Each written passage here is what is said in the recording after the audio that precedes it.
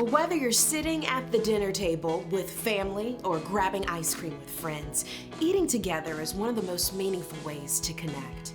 Food can also inspire and open doors. We have a batch of inspiring stories in this episode of Stitch.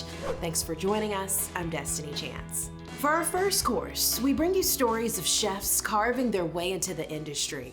Down in Orlando, WESH reporter Christina Watkins introduces us to a chef breaking barriers at this popular amusement park. Working as a chef at Walt Disney World was always a dream for Christian Miranda. The 24-year-old from Winter Park loves cooking in the kitchen, preparing meals for thousands of guests.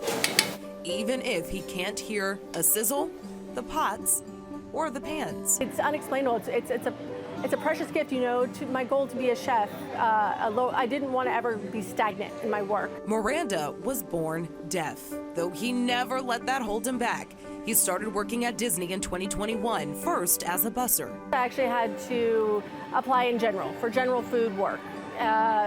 So wherever they may have a spot, which was typically quick service. I did a lot of steward work. That was kind of where I began. And after a few months, I asked if I could move up. And so I did an interview. They brought in an interpreter for that. Then he got the chance to come here to Disney's Hollywood and Vine. It's been unique at the same time that it's been special, and it's been educational at the same time. Chef Anthony Scott works closely with Miranda. He's come up with ways to communicate with him by using pictures and a whiteboard. When they need a pan of mac and cheese, they'll put this on the station for him. They'll hang it on the station, and they'll go, or two. We'll write, erase it, and we'll pass it along, and we'll communicate with him back and forth with what he needs to do. Since we're on stage, we're an on-stage kitchen here at Hollywood and Vine. Many cast members also learned American Sign Language, or at least the basics of it. Well, now I know a lot of food, the salmon or the shrimp, broccoli, chickens. Miranda says he's beyond grateful for all of their efforts to make sure he's successful, and he hopes it encourages people to know they too can achieve their goals. It's been such a great community. I have not felt left out in the slightest. I feel completely included with the team and with the chef. Serving up inspiration for us all. Our next story takes us to Milwaukee, Wisconsin, where one restaurant has become a training ground for the next generation of chefs. WISN reporter Jaron Jordan has the story. I love doing the process. It's soothing. Chef Fatima has always loved cooking. Every time I cook, I was just like lost in my cooking. I also like to put smiles on people's faces. I'm just here to feedback and people just wanting more. That made me feel really good, and I started getting actually like good at it. But it wasn't until recently that she knew she could turn that passion into a career. I knew how to cook, but I didn't know everything that came with it, like all the responsibilities and the paperwork and, you know, the financial aspect of everything. Now she's learning through Turning Tables MKE, a new restaurant and innovative teaching kitchen operating out of Milwaukee's historic Turner Hall. To the public, we're just a great place that has a lot of diverse food, but to the restaurateurs, they are going through a hands-on kind of process of learning, getting opportunities to test their products and their concepts, as well as just being surrounded by a community that they typically wouldn't have. By offering not just a restaurant with great food for the community to enjoy, but a space for these entrepreneurs to grow, Turning Tables is turning the tide in a growing disparity by mixing community, culinary, and culture. In the restaurant industry, the odds are not in the favor of African Americans.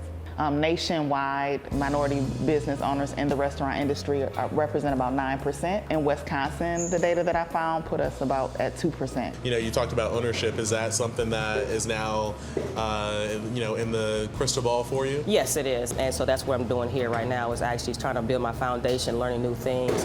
I'll actually have my service base here, and then I'll be able to expand. So right now, what Turning Tables is doing is it's actually teaching me how to, do the back end, cooking in, and just teaching me everything I need to know in order to get my feet wet and get myself out the door in order to flourish. Fatima, the world is your oyster. Our next chef says he's living the American dream down in Fort Myers, Florida. WBBH reporter Christy Soto shows us his incredible story of perseverance. Behind every kitchen is a chef. At Beans in downtown Fort Myers, you'll find Carlos Isa. In the kitchen, I like to be working the grill, to grill the meats, create things. That's what I like doing. Creating meals is not just his passion, it's healing after growing up in communist Cuba. They rationed everything for everyone. There was no food, no food. Sometimes we would go to bed without eating. My mom, poor woman, she would go out searching for things she could trade and sell for food. Carlos says he would work 16-hour days. I lost all hope in Cuba. 6 days a week to only make $6. I really wanted to leave Cuba. His whole family wanted to leave. My dad was incarcerated for fighting to give us a better life. He got incarcerated for trying to come to this country. After Carlos's dad was released, they were able to come to the U.S. as political refugees. I didn't have anything, just $4 in my pocket. Havana is a place so beautiful and magical because you go back in time. But when you get here and you see all that's here, you say, I can achieve this too. And he did. After multiple jobs, failed businesses, and the 2008 recession, Carlos always had the fire to own his own restaurant. I can say that yes, I am living out the American dream. I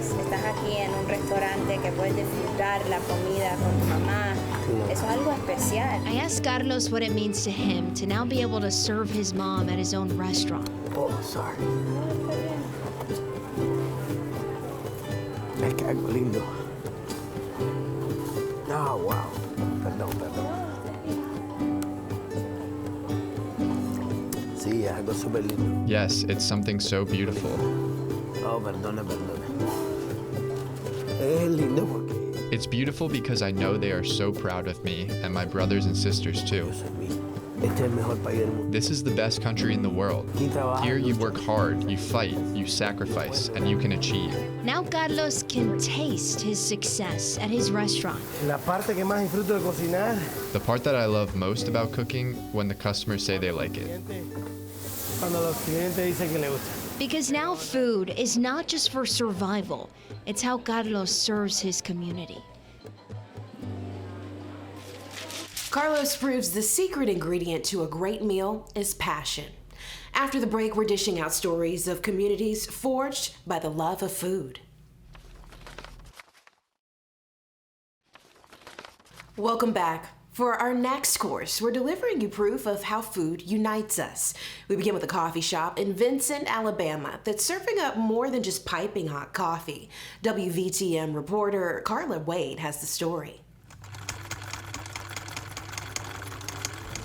Here in the tiny town of Vincent, Alabama, a coffee shop and the energetic woman who runs it is bringing people together and helping heal racial tensions. On a corner just across the street from the now disbanded Vincent Police Department sits Alicia's Coffee.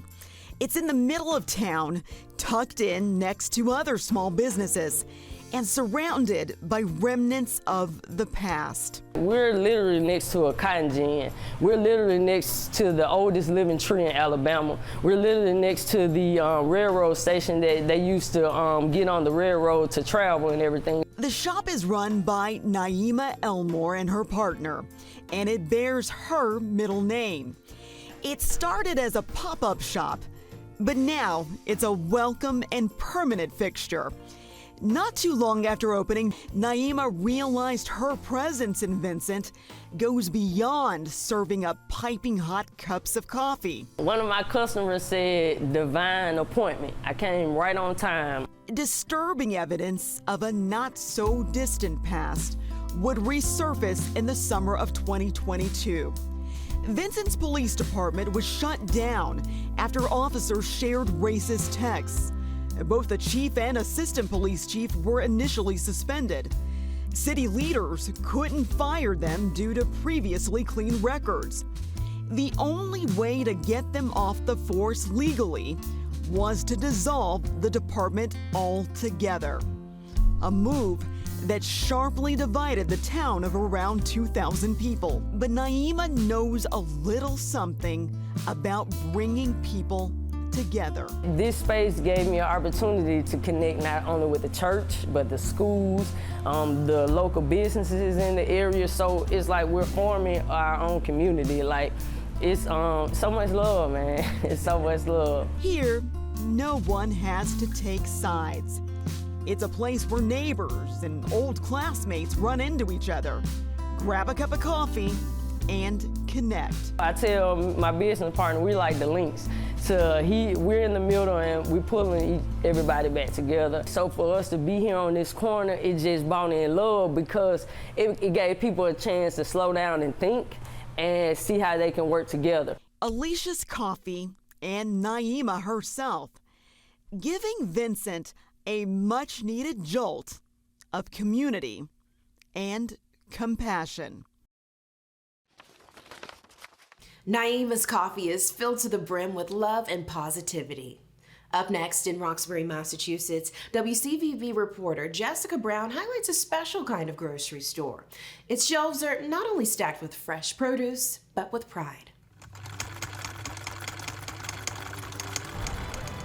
A fresh take in Roxbury. Nubian Markets, a grocery store, halal butchery, gathering space, and cafe, feeding a need that's been a long time coming. There is no many grocery stores of like us around here, particularly locally owned people who are owning and operating the store that look like to the people who live in the neighborhood. Yusuf Yassin is the co-founder and owner of Nubian Markets, and he says their #1 goal is to focus on fresh and what's been mostly considered a food desert. But Yusuf's mission goes even further.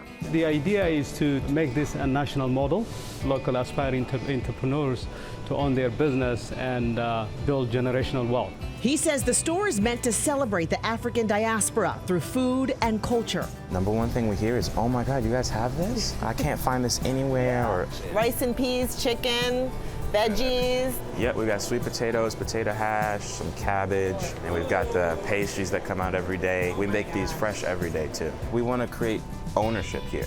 And the best way to have ownership is to see yourself on the shelves, see your aunt on the shelf, your neighbor on the shelves. Like, that really helps make that connection that this is a market for me. Store manager Asin Shakur Duvall says suggestions from the community are taken seriously, from African products to all-around everyday spices and even the produce. What specifically are you looking for? She said arugula.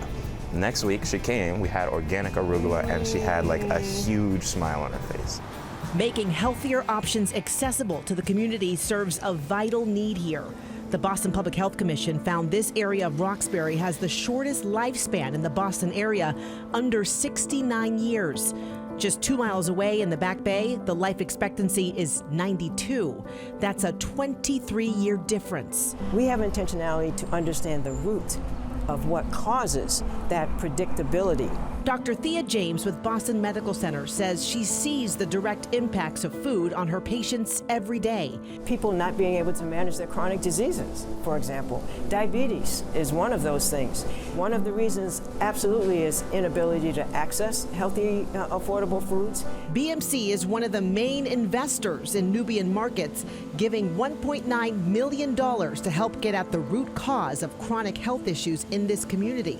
We focus on economic mobility. As a way, to wellness. We focus on opportunities for people to have generational wealth building, fresh, healthy foods. Dr. James says this is a new way of thinking about healthcare and hopes it can serve as a model and make a life-changing difference. My hope is that we will see chronic diseases that are out of control become a thing that is rare versus a thing that is very common.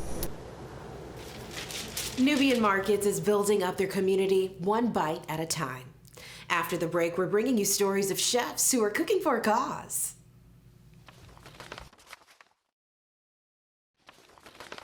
Welcome back. For our final course, we're serving up stories guaranteed to warm your heart.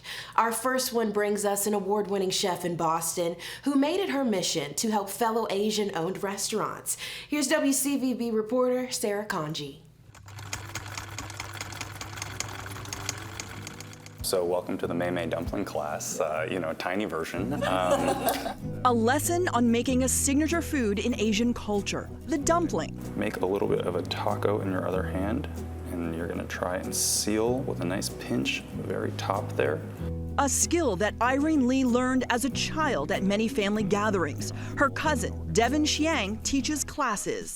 The energy of cooking together, being side by side, sharing in a communal experience, and then having something delicious to eat, there's really no substitute for that. We call this the belly button shape here.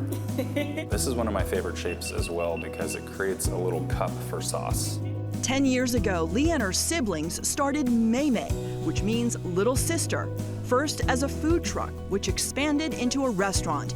Then the pandemic forced the dining room to close. So Lee and her team turned their focus to helping others, distributing groceries to those in need. She won a James Beard Leadership Award for helping immigrant businesses navigate the pandemic. Supporting other Asian and Asian American owned businesses is so important to me because my family, actually, my grandparents, they had a restaurant in New York City and then in Westchester County. When we look around, we know that there are still so many immigrant owned businesses, so many mom and pop businesses that are supporting families, that are supporting communities here and overseas. This is our production team for today. Mei Mei's business survived by zeroing in on dumplings, selling them at farmers markets and online. And now a new chapter with a new space in South Boston. This space is all about dumplings, all the different ways you can interact with them and enjoy them. Here they churn out 20 to 25,000 dumplings a week. And Mei Mei coming full circle, reopening a dining space that's also for dumpling classes. As long as we all eat more dumplings, there are enough customers to go around for all of us. And so that spirit of abundance, generosity, we're all in this together, that's what got us through the pandemic, and that is what is going to allow us to continue forward. My favorite shape. Get out of here. The elephant! Oh my God, that is So adorable. Success is best when it's shared. Up next, WDSU reporter Chad Sabadi shows us an annual Louisiana event serving the best kind of barbecue, all to raise money for charity. Fire up the pits, grills, and smokers. Hogs for the Cause is back. It's just an amazing accomplishment. I think that, we're really proud of it. All raising money for the fight against pediatric brain cancer. Hogs has become a national cause, raising millions of dollars across the country. To be of service in a brand new way. I can't imagine what these families and these children go through. And so to not only be able to give back, but to have a great time doing it, it's the perfect storm. The mouth-watering food offerings at Hogs are much more than just barbecue. There's so much food out there in the yard, from just your traditional barbecue to some of the kind of this high-end artisanal food, you wouldn't believe it. Second-year team That'll Do Crew is ready for its sophomore showing, serving bacon pecan pies, deep-fried southern great cream cakes with pulled pork, and andouille scones. It's the epitome of everything that good is. Martha Gilreath is the pastry chef at the Chicory House on Prytania. What she enjoys most about Hogs is the collective support and camaraderie. I think it's being of service, and it's family, and it's friends, and it's a lot of beer, and it's good music, and it's a festival in New Orleans. What else is there? Delicious food. So it's really everything. That'll Do Crew is just one of more than 90 seasoned teams competing at the lakefront to wow the judges while raising more funds for the cause. It's contagious too, so as we continue to do more and more on the charitable side, we just broke ground on our second Hogs House. Our teams get more inspired to challenge each other and do bigger and better things, so we're always looking for new projects and ways to make a bigger impact. I have found that when you're direct about the cause, people are really willing to jump on board. And for every person that's donated, whether it be $1 or $5,000, we are grateful. Okay, now my mouth is watering. To end this episode on a sweet note, WYFF reporter Gabrielle Komorowski shows us how kids can get free cookies just by being kind.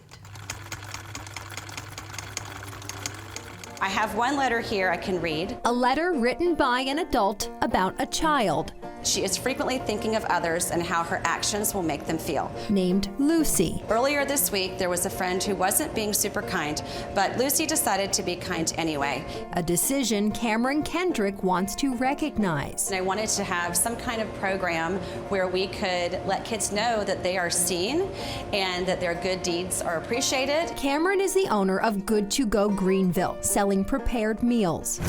Our primary focus is feeding families every day. The mother of 3 created the Kindness Club. On Fridays, school-aged kids are invited to bring a note from an adult explaining their act of kindness. They get a free cookie. Cameron says kids have earned cookies for many reasons. It's been a lot of, you've been nice to your brother, you helped a friend at school. Simple things. They seem very small, but I can tell that when the moms and dads are explaining it, when they speak it into the universe, it's not so small anymore. And they see the smile their child has and the confidence boost it's given them. I've actually had a few tears shed at the cash register. She's given out several dozen cookies since she started the Kindness Club a few months ago. We can restock as much as needed, so I hope the word gets out. And she hopes the reason for this reward is remembered. I think it makes people really dig into what is important and taking a minute to teach kids that it is outside of the everyday